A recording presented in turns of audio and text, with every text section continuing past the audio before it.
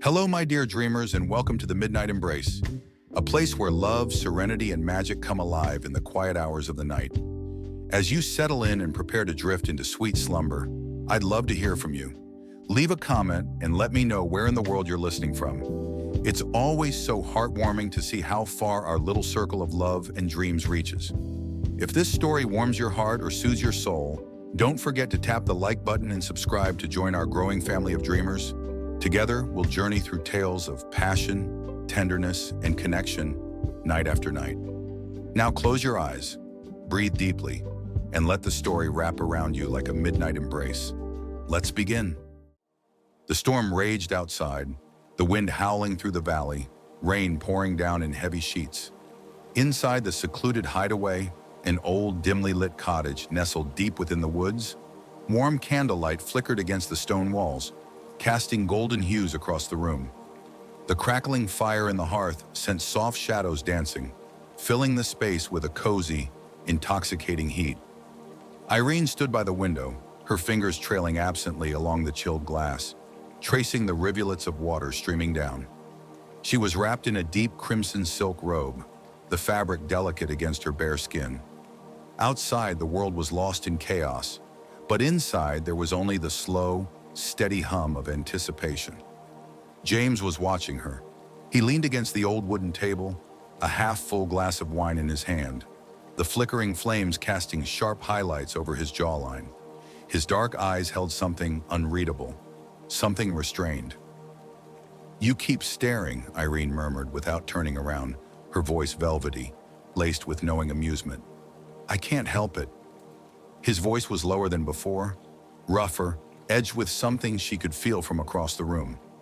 She turned to face him then, slowly, as if savoring the moment. The silk of her robe slid slightly from her shoulder, exposing a hint of bare skin, a tantalizing glimpse that made his grip tighten around the glass. James set his drink down with deliberate slowness and took a step forward. The room felt smaller now, the air heavier. Outside, the rain pounded against the rooftop, but inside an entirely different storm was brewing. "You always do this," he murmured, his voice thick with unspoken want. Irene tilted her head, feigning innocence. "Do what?" James didn't answer. Instead, he reached out, his fingers ghosting along her wrist, barely touching, yet sending a shock of warmth through her. She inhaled sharply, the space between them disappearing, tension thick and unrelenting. His fingers trailed upward, grazing the inside of her arm, slow and deliberate. The fire crackled, the room bathed in golden shadows, every touch deepening the electricity between them. She could feel his breath now, warm against her skin. He didn't kiss her, not yet. No, James knew how to build anticipation, how to make every second feel like a slow descent into something inevitable. His hand finally slid to the silk tie at her waist, tugging just enough to loosen it. A whisper of fabric, a sharp intake of breath. "Irene!" His voice was barely above a whisper, but she felt it everywhere.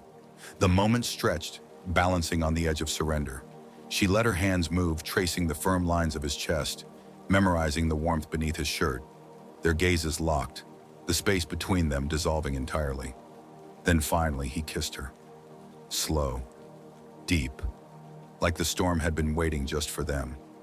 The rain drummed harder against the windows, drowning the world outside, leaving only them, lost in firelight, in longing, in the perfect intoxicating pull of each other.